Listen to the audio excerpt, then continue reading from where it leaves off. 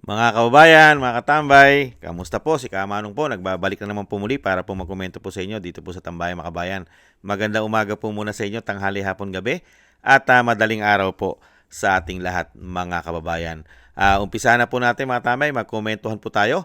At ito po mga tambay, patuloy po na dumadami na po at nagdadatingan na po ang ating mga kababayan, lalong-lalo po sa pangunguna po ng miyembro po ng Iglesia ni Cristo. Mga kababayan, papunta na po sila sa Quirino Grandstands sa Luneta, mga kababayan. Ito po, may ma-update po ang ating mga kababayang vlogger at panoorin po natin ang update po sa atin ng mga kababayan nating vlogger, mga kababayan. Mabuhay po kayo, mga kababayan.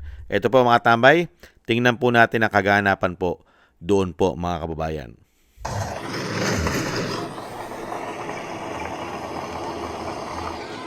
Ayan po mga kababayan, patuloy po nga nagdadatingan na po ang ating mga kababayan papunta po sa Luneta.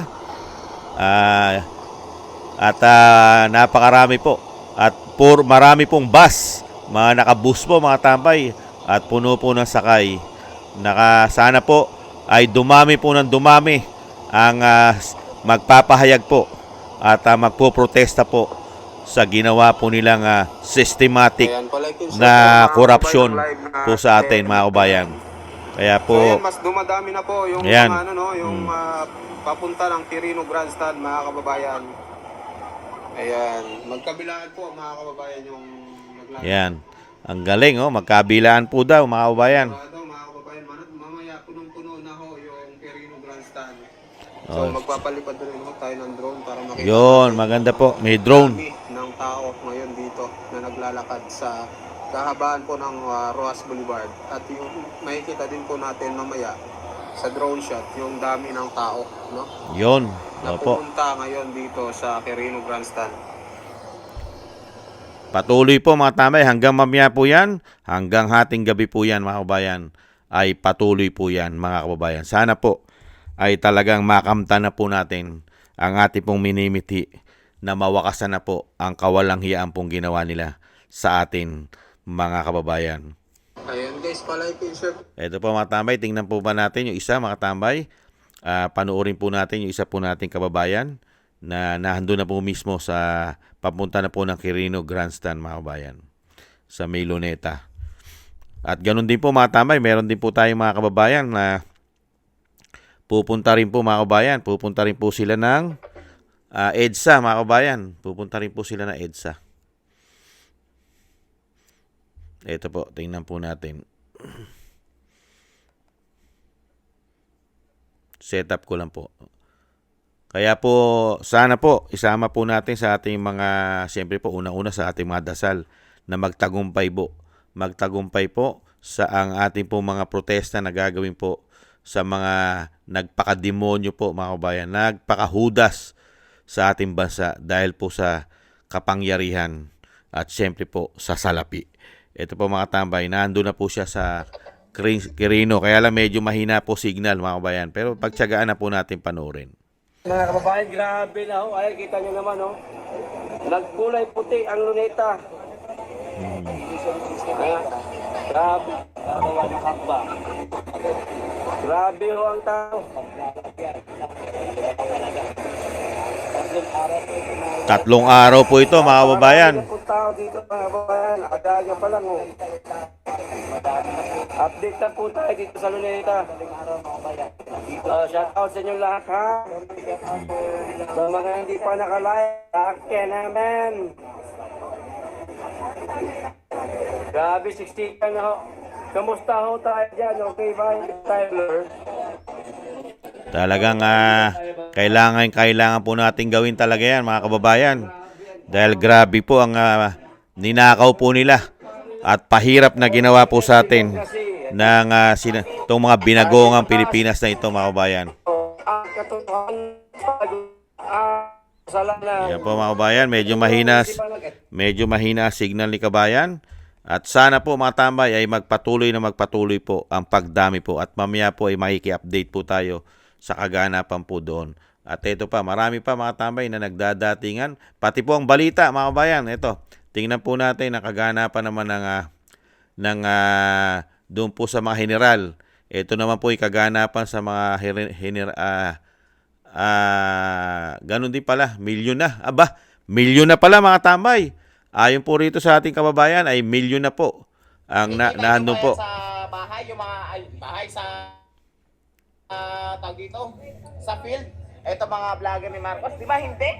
Ayan. Nasaan sila? Nasa loob po sila ng kanilang mahangin, no? Malamig na silid, mga kababayan ko. Tama. Kung saan doon po nila magagawa ang paninira nila, no? Sa mga totoong lumalaban para sa bayan, mga kababayan ko. Tapos kami pa ang sasabihan na bayaran.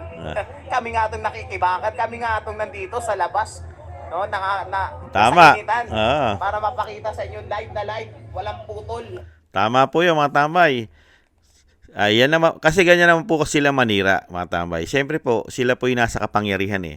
At sila po yung gumawa ng kasamaan sa Pilipino. Hindi po ba?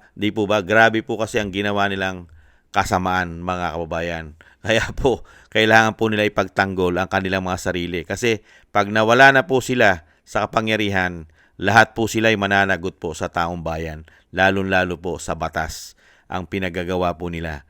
Kaya po yung mga tao na yan, lahat po gagawin po niyan para po hindi mawala sa kapangyarihan. Hindi po ba mga kababayan? Dahil po huling alas na po nila yan. Kaya lang, ang galit ng taong bayan ay mahirap po yan. Mahirap po nilang pigilan yan. Lalo-lalo po, nagkakamatay po tayo sa kanilang panunungkulan. Grabe po ang ginawa nilang panunungkulan sa atin. Pinapatay po tayo unti-unti. Lalo-lalo sa mga pinagmamalaki nilang proyekto katulad ng flood control. Hindi po ba? Ito po mga tambay, ito po, dami na po mga tambay. Oh. Talagang putok na po mga tambay. Marami na po ang patuloy pong dumadami ang nagpupunta po sa Quirino Grandstand mga kabayan. Yan po. Yan po ikuha po yan ng isang TV station mga kabayan. At patuloy po tayong update po sa kaganapan po. At dire-diretso lang po tayo na siyempre po isama po natin at importante po ang panalangin na sana po ay magtagumpay po at mabago na pong muli at maibalik na po at maayos ang ating bansa. Lalo-lalo po sa nasimulan po ni dating Pangulong Duterte. Mga kababayan, nakita niyo po, nung panahon po ni dating Pangulong Duterte, mga kababayan, hindi po ganyan. Hindi po ganyan nung panahon ni dating Pangulong Duterte nang ang taong bayan ay nagagalit dahil puro korupsyon ang ginawa ni dating Pangulong Duterte. Hindi po natin naranasan yan sa dating administrasyon. Hindi po ba mga kabayan? Ang nakita po natin kay dating Pangulong Duterte ay inayos niya po ang bansa. Inayos niya po sa mga magnanakaw, mga oligarkiya, na karamihan na hindi nagbabayad ng tamang buwis ay nasingil niya ang mga utang nito. Hindi po ba? At napakarami niya nagawa. Mga build. Hindi po ba sa buong Pilipinas? Nakapakipakinabang. At lalo-lalo po ang pagsugpo niya po sa korupsyon at sa droga. Hindi po ba sa mga addictus at mga makakaliwa, mga, di ba, terorista. At napakarami niya pong talagang napatunayan na ni dating Pangulong Duterte na talagang napakinabangan po natin hanggang ngayon. Hindi po ba? Lalo-lalo po yung sinabatas niya na po muli, yung libreng tuition. Di po napaka-importante sa ating mga anak yan. Na meron na po ang ating mga state university ay libre po ang pag-aaral po ng ating mga anak. Lalo-lalo po ito ay magiging sinasabing maipapasa nila ang requirements. Hindi po ba? Malaking tulong. At yung ating mga lisensya, di ba? Yung ating mga passport, ilang taon, di ba? Ang expiration. At yung nagawa po niya sa mga OFW, na ang ating mga kababayang OFW ay nabigyan ng maraming tulong at proteksyon. At nagkaroon po ng proteksyon sa mga employer nila sa iba't ibang panig ng mundo kung saan po maraming OFW po tayo sa buong mundo ay nabigyan po ng dangal at respeto. Hindi po ba? Napakarami, hindi po mabilang ang ginawa po ni dating Pangulong Duterte sa ating bansa na tayo pong lahat ay nakikinabang. Kaya nga lang po, siniraan ng pamilya Duterte sa dami po ng nagawang achievement sa bansa na iayos dahil nga po sa pagiging sakim, greedy at gahaman sa kapangyarihan. At pati po ang utang na loob na ginawa po ng pamilya nitong nakaupo ngayon ay nawala na po. Pati ang kanilang utang na loob sa pamilya Duterte ay sinuklian po nila ng kasamaan at kawalang hiyaan umano sa mga Duterte. At ang ginawa po nilang serbisyo sa taong bayan, yung lagi po natin sinabi, ang pagiging gahaman sa kayamanan, pera, may ginto pa yata. Hindi po ba mga kabayan? Kaya po mga kabayan, tuloy-tuloy lang po tayo at mamaya po mga tambay ay pakinggan po natin ang mga kaganapan po at tsak naman po na dudumugin po yan ng taong bayan mga kabayan. Pasensya na po kayo. Si Kamanong po ay nasa malayong lugar. Ako po ay nasa aking anak mga kabayan. Sana po at kaisa naman po ninyo ang inyong lingkod. Si Kamanong po ay kaisa nyo po na lumalaban po para po sa ating bansa at lalong-lalo po para sa tama. At syempre po gusto po ni Kamanong na maibalik po sa tunay at tamang landas ang ating bansa na diniretso po nila kasi sa Kumunoy. Hindi po ba? Nahandun na yung momentum. Yung panahon ni dating Pangulong Duterte, meron na tayong momentum papunta gumaganda hindi po ba? At ang mga investment at investor sa ating bansa ay pinagkakatiwalaan na po ang ating bansa ng malalaking investor o mag-i-invest sa ating bansa. Hindi po ba ngayon? Isinusuka po ang ating bansa. Isinusuka na nila, mga kabayan. Ayaw na po nilang pasukin dahil nga po ang gobyerno ngayon ay corrupt. Yun ba? Tapos may issue pa ng pulburon. Yan ang mabigat na pinagdadaanan po ng ating bansa ngayon mga kababayan. Kaya po mga tambay, dasal-dasal lang po tayo at patuloy lang po tayo. Ito po, yung ginagawa po ngayon ay suportahan po natin kahit po wala po tayo doon mga tambay. Ang suporta po natin, ang ating po mga dasal at ang ating pong yung mga adhikain mga tambay. Suporta po natin sa social media, sa buong mundo, mga OFW ay malaking tulong po yan. Yung ginagawa po nyo na pagsuporta po, lalong-lalo po sa social media dahil kumakalat po ito sa buong mundo ang kaganapan po sa ating bansa. Dahil hindi naman po yan talaga, hindi naman po nila totally i-broadcast yan mga kabayan dahil kahihiyan po nila yan. Kasi kasiraan po nila yan.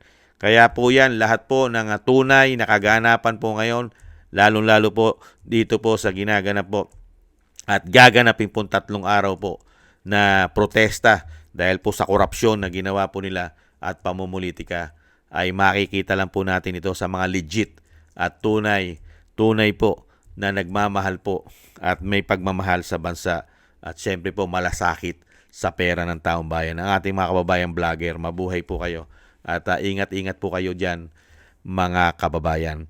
At thank you po mga tambay at update po tayo sa mga susunod po na kaganapan po sa Quirino Grandstand po sa Luneta. Ingat-ingat po kayo mga kababayan, lalo-lalo po ang ating mga OFW sa malalayong bansa sa buong mundo. Ingat-ingat po kayo mga kababayan. At syempre, ingat-ingat din po mga kababayan natin dyan po sa Metro Manila, lalo-lalo po sa Luneta, sa Quirino Grandstand, at syempre po sa EDSA. Meron po nagtitipon din ng mga retired general ang mga kababayan at marami pa sa EDSA. At yan naman po yung magkakasama-sama po yan sa mga darating na oras o araw mga kababayan. Muli po si Katambay Manong po ay magbabalik po tayo mamaya mga tambay at update po tayo. Ingat-ingat po muna tayo mga tambay at tayo po ay magkaisa at manalangin at magdasal para po sa kapayapaan at muling pagbangon ng ating bansa. Paalam po muna. Bye-bye.